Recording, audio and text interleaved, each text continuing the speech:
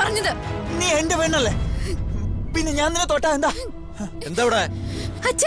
എന്താ എന്താ മോളെ? ഞാനൊന്ന് തൊട്ടാ ഉരുകി പോവോ? അമ്മ എന്നോട് പറഞ്ഞല്ലോ ഞങ്ങൾക്ക് തരാനുള്ള കാശിന് വരെയുള്ള ഉരുപ്പടിയാണ് ഇവളെന്ന്. എടോ, നിന്റെ അമ്മയുടെ സംസ്കാരത്തിലല്ല ഞാൻ എന്റെ മോളെ വളർത്തിയിരിക്കുന്നത്. ഇപ്പൊ ഈ നിമിഷം ഇറങ്ങണ ഈ വീട്ടിൽ നിന്ന്. എന്നെ ഇവിടെ നിർത്തിയത് അമ്മയാ. അമ്മ പറയുന്നത് ഞാൻ ഇറക്കത്തില്ല. നിന്നെ ഇറക്കാൻ എനിക്കറിയടാ. എനിക്ക് കടബാധ്യതയുണ്ട്. സദാനന്ദന് അഭിമാനം വിറ്റ് ജീവിച്ചില്ല എന്ന് നിന്റെ അമ്മയോട് പോയി പറഞ്ഞേക്കെ. ഇറങ്ങടാ, ഇറങ്ങിപ്പോടാ.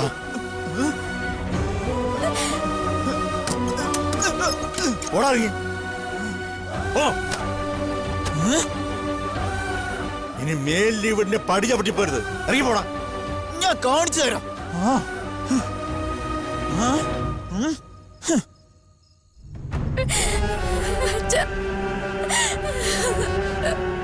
അവനിത്ര വൃത്തികെട്ടവനാണെന്ന് തിരിച്ചറിയാതെ പോയില്ല മോളെ. ഇപ്പോഴെങ്കിലും അറിഞ്ഞു നന്നായി.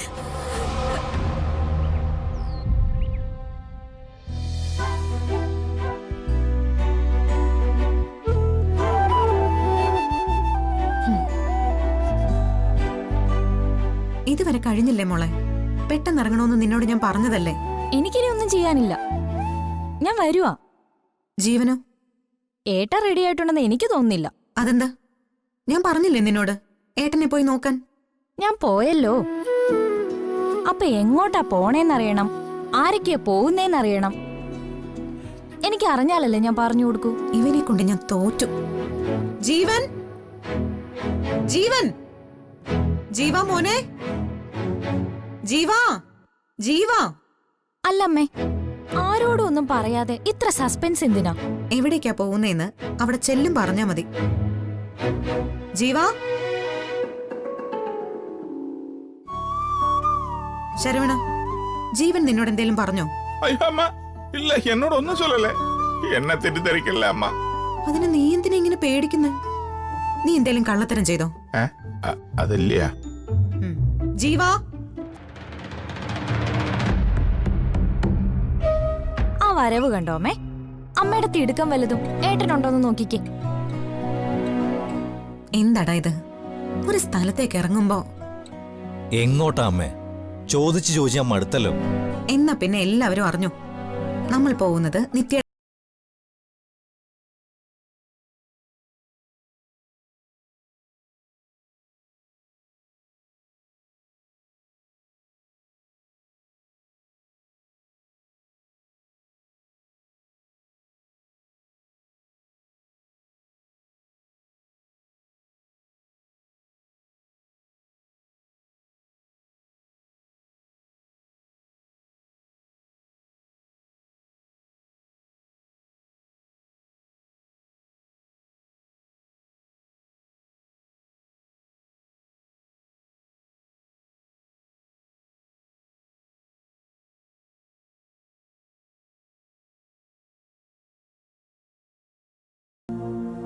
ഞാൻ പെട്ടെന്ന് എവിടേക്കാ എങ്ങോട്ടാ പോകുന്നതെന്ന് മനസ്സിലാവത്തോണ്ട് ചോദിച്ചെന്നേ ഉള്ളൂ.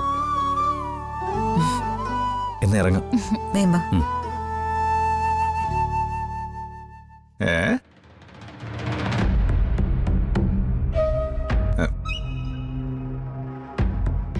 എതൊക്കെ ഭയങ്കര വര.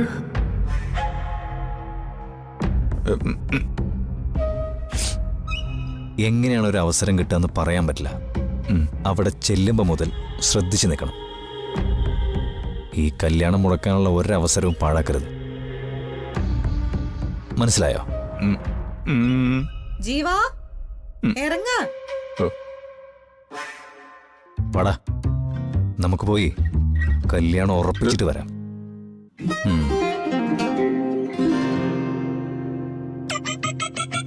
കടവുളെ.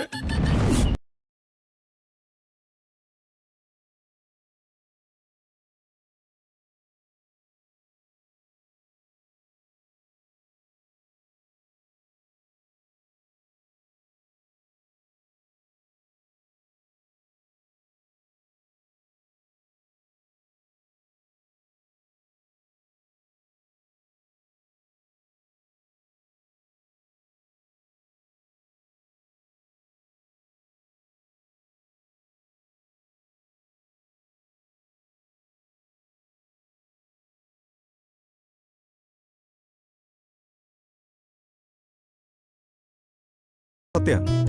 പക്ഷേ ആരാ പാടിയെന്ന് നമ്മളൊന്ന് ചോദിച്ചാൽ മതിയായിരുന്നു.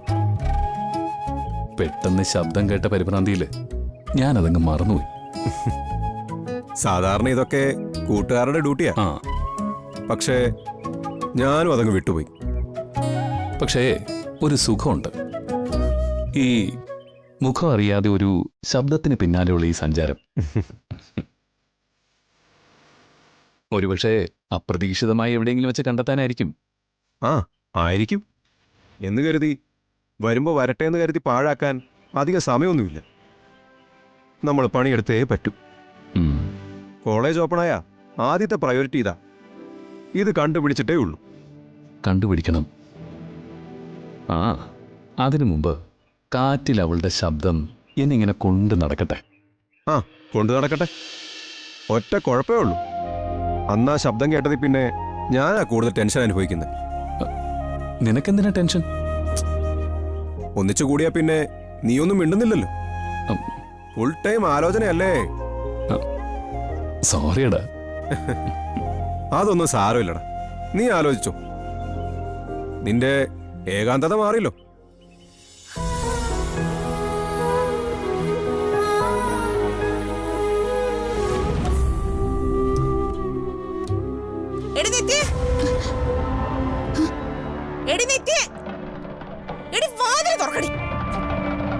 എന്നിട്ട് അച്ഛനും മോളും പുറത്തോട്ട് വാ.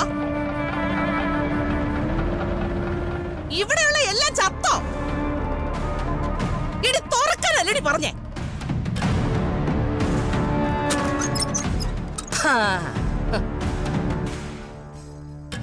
അപ്പൊ അച്ഛനും മോളും നാട് വിട്ടിട്ടൊന്നുമില്ല, ഇവിടെ തന്നെ ഉണ്ടല്ലേ?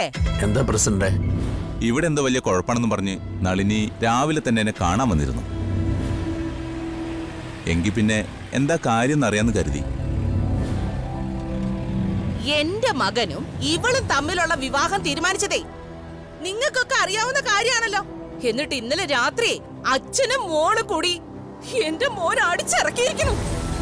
അതിന്റെ കാരണം അറിയാനാ ഞാൻ വന്നിരിക്കുന്നത്. അതിന്റെ കാരണം എന്താന്ന് നീ നിന്റെ മോനോട് തന്നെ ചോദിക്കേ. നളിനി, കാര്യങ്ങൾ നമുക്ക് സംസാരിക്കാം. അതിന് നാട്ടുകാരുടെ സാന്നിധ്യമൊന്നും ആവശ്യമില്ല. എന്തേ? നാട്ടുകാര് കാണുമ്പോഴേ അച്ഛനും മൂക്കും നാണക്കേടുണ്ടോ? അവരിവിടെ നിക്കട്ടെ.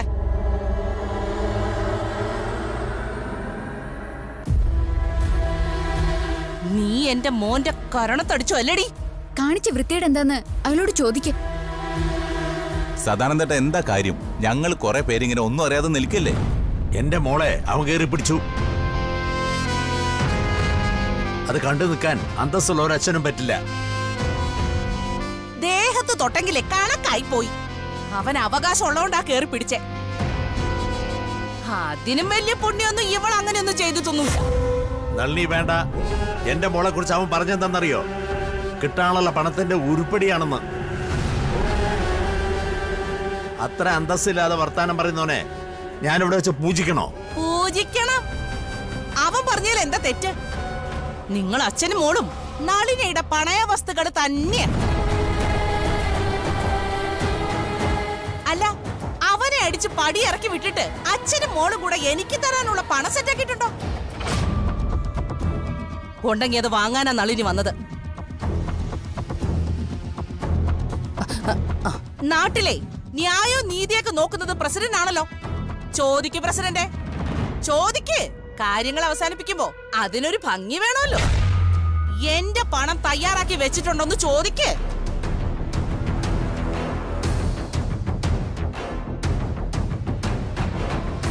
സദാനന്ദേട്ട എന്താ പറയുന്നത്? പണം എന്റെ കയ്യിലില്ല. പക്ഷെ ഒരു കാര്യം ഞാൻ തീരുമാനിച്ചു. എന്ത് സംഭവിച്ചാലും ഇതുപോലെ വൃത്തികെട്ട ഒരുത്തിന് എന്റെ മോളെ ഞാൻ പിടിച്ചു കൊടുക്കില്ല. അതിലും ഭേദം ഞാനും എന്റെ മോളും ഉത്തരത്തെ കെട്ടി തൂങ്ങുന്നതാ. എന്നാ പിന്നെ അത് കിടക്കട്ടെ. ആളൊഴിഞ്ഞിട്ടേ അച്ഛനും മകളും കൂടെ രഹസ്യമായിട്ട് ചെയ്യാൻ നിൽക്കട്ടെ. പരസ്യമായിട്ട് തന്നെ നടക്കട്ടെ. ചെല്ല്, സ്വന്തം മോളെ കെട്ടി തൂക്കി കൊന്നിട്ട് നിങ്ങളൊരു കയറിലങ്ങ് തൂങ്ങ്. കൊന്നെ പോലുള്ള കടക്കാർക്കേ അത് തന്നെയാ പറഞ്ഞിട്ടുള്ള മാർഗം. നാട്ടുകാരും പ്രസിഡന്റും ഒക്കെ കേൾക്കാൻ വേണ്ടി തന്നെ ഞാൻ ഈ പറയുന്നത്. ഒന്നുകിൽ എനിക്ക് എന്റെ പണം ഇപ്പോ ഈ നിമിഷം കിട്ടണം, അല്ലെങ്കിൽ എന്റെ മകന്റെയും ഇവളുടെയും കല്യാണം ഇപ്പൊ നടക്കണം. അയ്യോ, എടുത്തു വെച്ച മുഹൂർത്തത്തിനൊന്നും കാത്തു വെക്കേണ്ട കാര്യമൊന്നുമില്ല. ഈ തന്റെ മോളെ എനിക്കിനി വിശ്വസിക്കാനാവില്ല. അങ്ങനെയൊക്കെ നിർബന്ധം പിടിച്ച എങ്ങനെയാ നടക്കുക? അവർക്കൊന്ന് ആലോചിക്കാനുള്ള സമയം കൊടുക്ക്. എന്താ ആലോചിക്കാൻ? ഇത്രയും കാലം കൊണ്ട് ആലോചിച്ച് തീർക്കാത്തത് ഇനി ഇത്തിരി സമയം കൊടുത്താലങ്ങ് സാധിക്കുമെന്നാണോ? ഇതിന് വേറെ തീരുമാനമൊന്നുമില്ല പ്രസിഡന്റെ. എന്താ വേണ്ടെന്ന് നളിനിക്കറിയാം.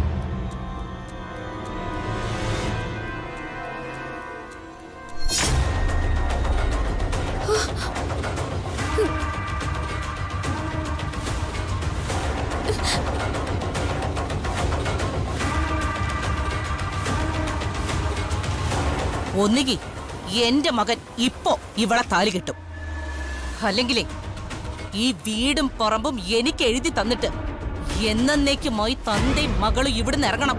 അത് നടക്കില്ല. എനിക്ക് ജീവനുണ്ടെങ്കിൽ ഇയാൾ എന്റെ കഴുത്തിൽ താലി കെട്ടില്ല. നിനക്ക് ജീവൻ ഉണ്ടാവണമെന്ന് എനിക്ക് യാതൊരു നിർബന്ധവും ഇല്ലടി. നീ ചത്ത് മരവിച്ച് കിടക്കാണെങ്കിലും എന്റെ മകനെ കൊണ്ട് നിന്റെ കഴുത്തിൽ ഞാൻ താലി കെട്ടിച്ചിരിക്കും.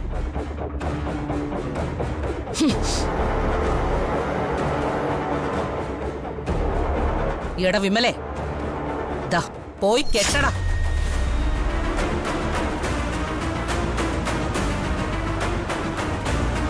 നളിനി, കടം എത്ര ഉണ്ടെന്ന് പറഞ്ഞാലും ഇങ്ങനെയുള്ള കാര്യമൊന്നും അനുവദിച്ചു തരാൻ പറ്റില്ല. പ്രസിഡന്റ്, നളിനിയുടെ തനി സ്വഭാവം തനിക്ക് അറിഞ്ഞൂടാത്തോണ്ടാ.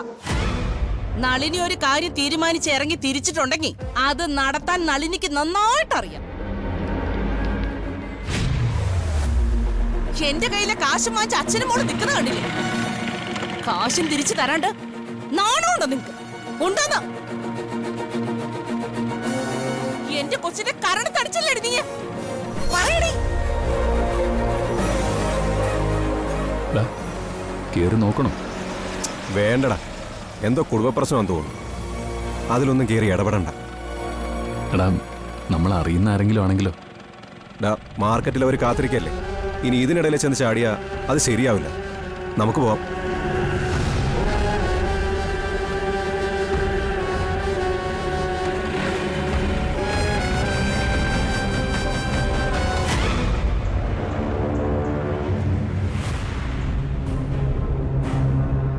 അതെ, മനുഷ്യനായാലും കുറച്ച് അന്തസ്സൊക്കെ വേണം. മറ്റുള്ളവന്റെ കയ്യിൽ നിന്ന് കാശ് വാങ്ങിച്ച് കാര്യം നടത്തിയാൽ മാത്രം പോരാ, അതെങ്ങനെ വീട്ടണമെന്നും അറിയണം. അല്ലെങ്കിൽ അന്തസ്സോടെ ചാകാൻ അറിയണം. ഇതൊരു ഗുണമില്ലാത്തൊരു തന്തയും അതിനൊരു മാളും. ഇനി ആർക്കൊന്നും പറയാനൊന്നും ഇല്ലല്ലോ അല്ലേ? അതെ, ഇത് നളിനിയുടെ തീരുമാനമാണ്. ചെല്ലടാ, ചെന്ന് അവളുടെ കഴുത്തിൽ താലി കെട്ടടാ.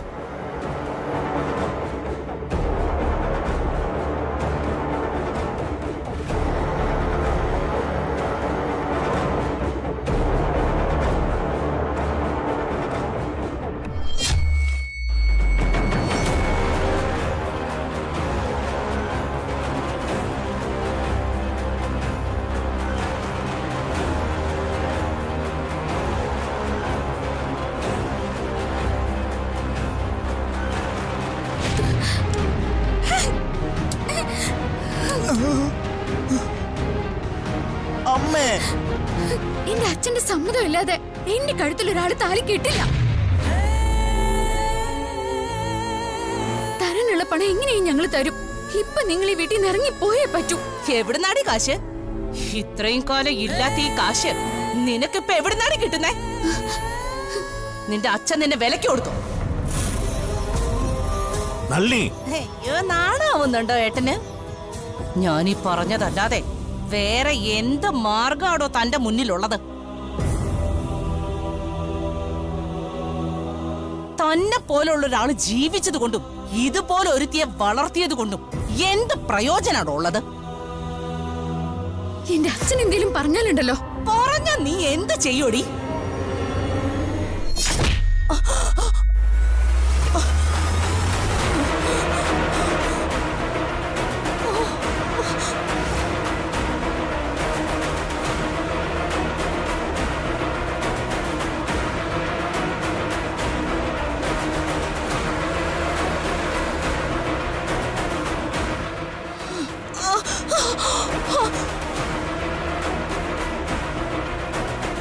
എന്റെ മോളെ നീ തൊട്ടുപോകരുത്.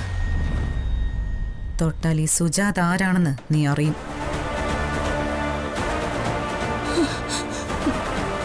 എന്താ? എങ്ങനെ? നിങ്ങളുടെ മോളോ ഏത് വകയിലാണെന്നൊന്ന് പറഞ്ഞാ കൊള്ളാം. ആഹാ, ഒരു പട തന്നെ പുറപ്പെട്ട് വന്നിട്ടുണ്ടല്ലോ.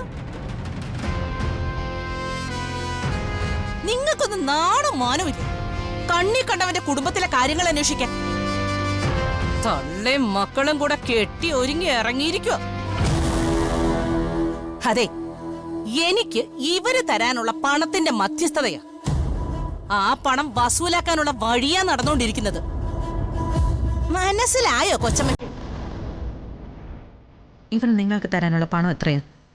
അത് ഞാൻ തരും.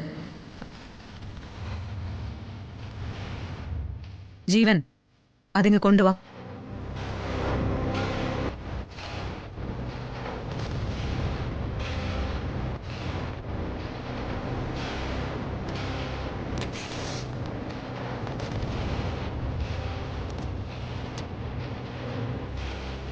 കടബാധ്യത എത്ര ലക്ഷമാണെന്ന് എനിക്കറിയില്ല. എത്രയാണെങ്കിലും നിങ്ങൾക്കത് എഴുതിയെടുക്കാം.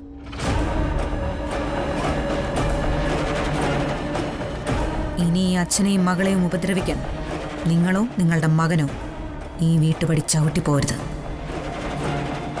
വേണ്ട, ഞാൻ അവർക്ക് കൊടുക്കാനുള്ള പണത്തിന് നിങ്ങൾ എന്തിനാ ഉത്തരവാദിത്തം ഏറ്റെടുക്കുന്നത്?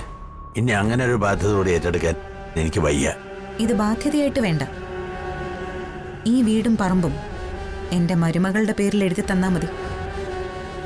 നിത്യയുടെ പേരിൽ.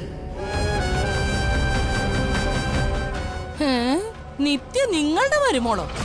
അതെ, നിങ്ങൾ വന്നത് ഈ അച്ഛൻ്റെയും മകളുടെയും മരണം തീരുമാനിക്കാനായിരിക്കാം. പക്ഷെ ഞാൻ വന്നത് ഇവരുടെ ജീവിതം തീരുമാനിക്കാനാണ്. എനിക്ക് നിത്യയെ എൻ്റെ മകൻ്റെ ഭാര്യയായിട്ട് വേണം. അത് പറയാനാണ് ഞങ്ങൾ വന്നത്.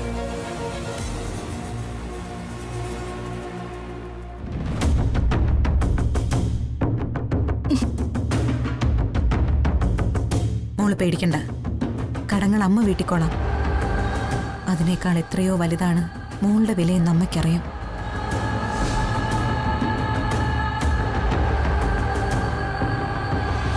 നിത്യയുടെ അച്ഛന് സമ്മതമാണെങ്കിൽ കണക്ക് തീർത്ത് നളിനി ഇവിടുന്ന് ആദ്യം ഇറങ്ങട്ടെ. ബാക്കി നമുക്ക് തമ്മിൽ സംസാരിക്കാം. അല്ല സദാനന്ദേട്ടാ, ആദ്യം നളിനിയുടെ കാര്യത്തിൽ ഒരു തീരുമാനമാവട്ടെ. എന്നിട്ട് അവര് പറഞ്ഞതുപോലെ ബാക്കി നമുക്ക് സംസാരിക്കാലോ. സദാനന്ദേട്ടാ, ചെക്ക് മേടിച്ചങ്ങ് കൊടുക്ക്. അത് പിന്നെ നിങ്ങൾ ചിന്തിക്കുന്നത് എന്താണെന്ന് എനിക്കറിയാം. മോനെ,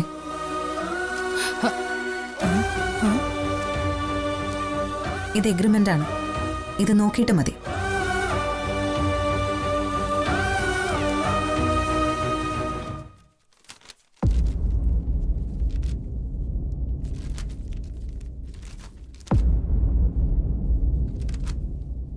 ഇത് ഞാൻ ഈ വീട് വാങ്ങിക്കുന്നത് നിത്യയുടെ പേരിലാണ്. അവൾക്കും അവളുടെ അച്ഛനും സമാധാനമായി കിടന്നുറങ്ങാവുന്ന അവസ്ഥയിൽ.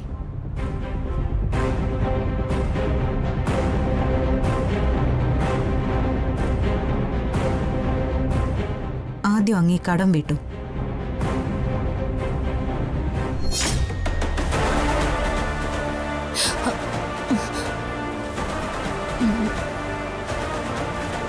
എന്താ നളിനി, വാങ്ങിക്കുന്നില്ലേ? ഇത് വാങ്ങാതെ ഇവിടെ നിന്ന് ഇറങ്ങിപ്പോയിട്ട് ഏതെങ്കിലും വിധത്തിൽ ഈ കുടുംബത്തെ ഉപദ്രവിക്കാമെന്ന് നളിനിക്ക് തോന്നുന്നുണ്ടെങ്കിൽ അത് വെറുതെയാണ്. ഇത്രയും കാലം ചിലപ്പോൾ നളിനി നല്ലൊരു എതിരാളിയെ കണ്ടിട്ടില്ലായിരിക്കും. പക്ഷെ എൻ്റെ നിത്യമോൾക്ക് വേണ്ടി ഞാൻ ഇറങ്ങിയാൽ നളിനി പിന്നെ എനിക്കൊരു പ്രശ്നമല്ല.